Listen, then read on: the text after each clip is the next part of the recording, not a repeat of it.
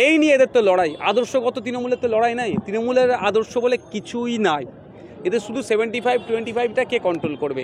দেখুন না, আমাদের ভাঙড়ে যে খুনটা হয়েছে, রাজ্জাক খাঁকে খুন করেছে শওকত ঘনিষ্ঠ, অ্যারেস্ট হয়েছে শওকত ঘনিষ্ঠ। কারণ হিসাবে দেখা যাচ্ছে ওখানে যে একটা নতুন কাঠের ব্রিজের পরিবর্তে কংক্রিটের ব্রিজ হবে, দাবি বিধানসভায় ছিল।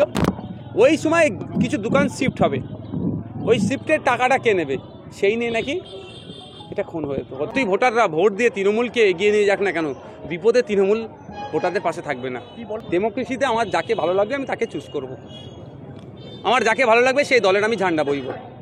ভারতবর্ষে ডেমোক্রেসি এতটাই স্ট্রং, ভারতবর্ষে প্রায় 23 থেকে 2500 রাজনৈতিক দল আছে পৃথিবীতে। সারা পৃথিবী খুঁজলে এত দল পাওয়া যাবে না। সেই দেশে থেকে এই ধরনের কথা চরম অন্যায় করেছে।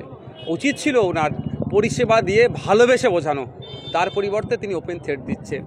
এই দাম্ভিকতা ধ্বংসের একটা লক্ষণ। আগামী 2026-এ এই দাম্ভিকতার জবাব আমরা গণতান্ত্রিক প্রক্রিয়াতে দেব। বিজেপি হয়রানি করার চেষ্টা করছে আর তৃণমূল আতঙ্কিত করার চেষ্টা করছে। আমার স্পষ্ট বক্তব্য হচ্ছে, এই ধরনের কাজ ইতিপূর্বে 13 বার সম্ভবত ভারতবর্ষে হয়েছে সাইড টাইপের, আগামীতে হবে। সংবিধানের 324 নম্বর ধারা অনুযায়ী কেউ আটকাতে পারবে না, এটা ইলেকশন কমিশনের পাওয়ার। তবে হ্যাঁ, যদি বৈধ ভোটারকে ডিভোটার করার চেষ্টা করে তার বিরুদ্ধে সোচ্চার হব, আইনত লড়াই করব। আর যদি আমার ইলেকশন কমিশন যদি আমাদের সহযোগিতা নেয়, আমাদের এলাকায় যদি কোনো ফেক ভোটার থাকে, অবৈধ ভোটার থাকে, মৃত ভোটার থাকে বা কোনো জায়গায় শিফট হয়ে গিয়েছে, সেইগুলোকে আমরা যদি খুঁজে দেওয়ার জন্য আমাদের সহযোগিতা নেয়, আমরা খুঁজে বার করে দেবো সেগুলো। তৃণমূল কংগ্রেস একটা পার্টি, সরকার একটা আলাদা প্রতিষ্ঠান, এটা ওরা গুলিয়ে ফেলছে। আমার তত্ত্ব সরকারের কাছে থাকতে পারে, কিন্তু আমার তত্ত্ব কোনো রাজনৈতিক দলের কাছে বা কোনো বেসরকারি কোনো সংস্থার হাতে যাওয়া অনুচিত। এই অন্যায় করছে বারবার, যে এই ধরনের যে নাটকগুলো করছে, কাগজ তুলছে বলছে, এগুলো তো অনেক কাহিনী আছে। আজকের ডেটে দেখুন, এখন আপডেট, আজকের ডেটে ডেটা যার হাতে আছে সেই কিং। তো এই ডেটাটা কিভাবে কালেক্ট করছে? কখনো দুয়ারে সরকার, বারবার দুয়ারে সরকারের নামে নাটক হচ্ছে। দুয়ারে সরকারে এসে বিধবা ভাতা, বার্ধক্য ভাতা, ST/SC সার্টিফিকেটের জন্য আবেদন করলেও তারা বারবার আবেদন করেও পাচ্ছে না। কিন্তু বারবার দুয়ারে সরকার কেন করছে?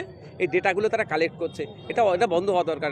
এটা নিয়ে বিরোধী দলনেতার মুখে কথা নেই, শুধু পশ্চিমবাংলা নাকি রোহিঙ্গা ঢুকে পড়েছে, এই নেই একটা শ্রেণীর মানুষকে উত্তপ্ত করার চেষ্টা। দেখুন, একটা কথা বলি, নির্দিষ্ট প্রসিডিওর আছে, প্রসিডিওর মেনটেন করে সবাইকে চলতে হবে। আইনের ঊর্ধ্বে কেউ নয়, কেউ ছাড় পাবে না।